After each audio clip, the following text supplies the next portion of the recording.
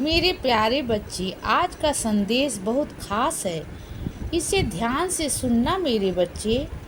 कभी कभी तुम्हें ऐसा लगता है कि तुम्हारे दोस्त नए नए कपड़े पहनते हैं और उनके पास बहुत धन है, परंतु मेरे पास वही 4 जोड़ी कपड़े हैं और पर्याप्त धन नहीं है कि मैं उनके जैसे नए नए कपड़े खरीद सकूं।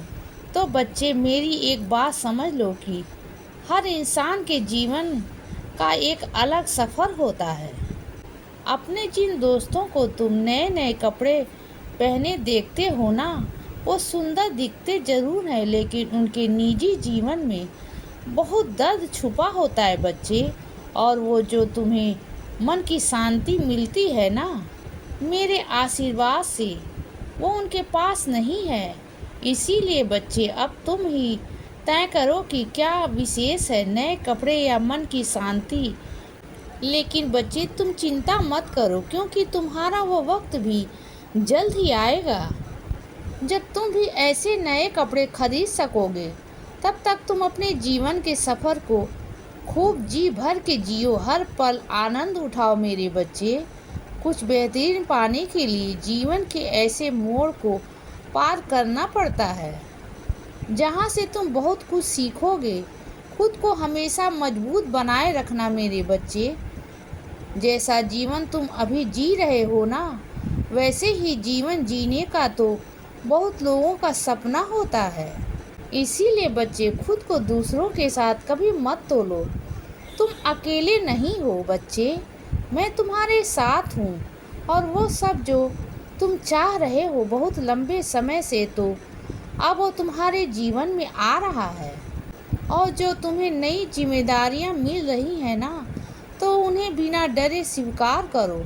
मैं हूँ ना तुम्हारे साथ, तो मैं तुम्हारी सारी जिम्मेदारियाँ पार करा दूँगा। और तुम जब भी चुनाव करोगे, तब ध्यान से सोच समझ कर करना, क्योंकि तुम्हारे आज के फैसले और चुनाव पर ही तुम्हारा आने वाला कल बनता है। इसीलिए बच्चे, रोज़ साई सचरित पढ़ना शुरू करो, क्योंकि इसी के माध्यम से मैं तुम्हें मार्गदर्शन दूंगा।